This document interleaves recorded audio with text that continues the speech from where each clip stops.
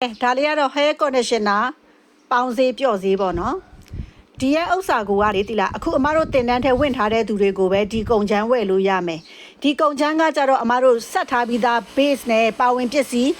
ဒီဟာတွေနဲ့ထည့်ပြီးတော့မှရောင်းပေးလိုက်မှာဒါကိုတီးတန့်ရောင်းပေးလိုက်မှာတင်တန်းသားတွေကတေးသေးလေးတွေတစ်ခုချင်းစီကိုဆက်ပြီးတော့ဒီလိုလှုပ်ရှားမလို့ပဲနဲ့ဒီလို base နဲ့ဒီပါဝင်ပစ္စည်းတွေနဲ့ရောလိုက်တာနဲ့ဒီလိုမျိုး hair conditioner တခါတည်းတန်းဖြစ်သွားမယ်ပုံစံမျိုးအဲ့ဆိုတော့ခါကျတော့အခုအမတို့တင်တန်းထဲကိုလူသွင်းထားတဲ့ဟာကဘာလဲဆိုတော့တင်တန်းကြီးသွင်းထားတဲ့သူတွေကိုတစ်ခုချင်းစီဆက်တဲ့ formula တစ်ခုတင်ပေးပြီးတဲ့အပြင်ကိုဒီလို base ကိုအမတို့ဆက်ထားပြီးသား base ကို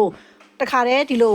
လုတ်ပြီးသားတွေကိုရောင်းပေးလိုက်မှာဒီရောင်းပေးတာကလည်းရှမ်ပူတင်တန်းတက်ထားတဲ့သူတွေကိုရောင်းပေးမှမဟုတ်ဘူးတင်တန်းသားတွေကိုရောင်းပေးမှမဟုတ်ဘူးဒီရဲ့ hair conditioner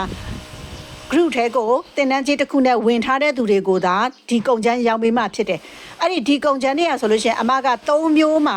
အမအကျိတ်ဆုံး1မျိုးကိုပဲရောင်းပေးမှဖြစ်တယ်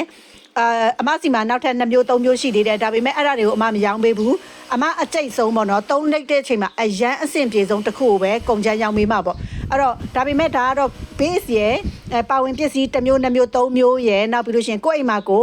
distill water နဲ့ပြန်ပြီးတော့မှဆက်ပြီးတော့လုပ်ရမယ့်ပုံစံပေါ့အမတို့ကကုံချမ်းရောင်းပေးလိုက်မှာအချောဖြစ်အောင်ကိုယ့်နဲ့ကိုပြန်လုပ်ရမှာเนาะဒီဟာကိုလည်းတင်တန်းထဲဝင်ထားတဲ့သူကိုပဲရောင်းပေးမှာတင်တန်းထဲမှာကတော့အမတို့ကဒီလိုမျိုးဥစ္စာကိုတေးသေးလေးတွေတစ်ခုချင်းစီဆက်ရင်းနဲ့ဒီလိုဖြစ်သွားတဲ့ပုံစံတစ်ခုတင်ပေးမှာပြီးရင်ဒီကုံချမ်းကိုကလည်းအမတင်တန်းသားတွေအဲ့ဒီထဲဝင်ထားတဲ့တင်တန်းသားတွေကိုပဲရောင်းပေးမှာပြီးစံသားနဲ့စီတစ်ပါးသာတင်ပေးမှာအဲ့ဆိုတော့တင်တန်းကြီးကအမတို့က2သိန်းအတိနဲ့10ရောက်ဝင်လို့ပြောထားတဲ့ဥစ္စာဆိုလို့ရှိရင်လူက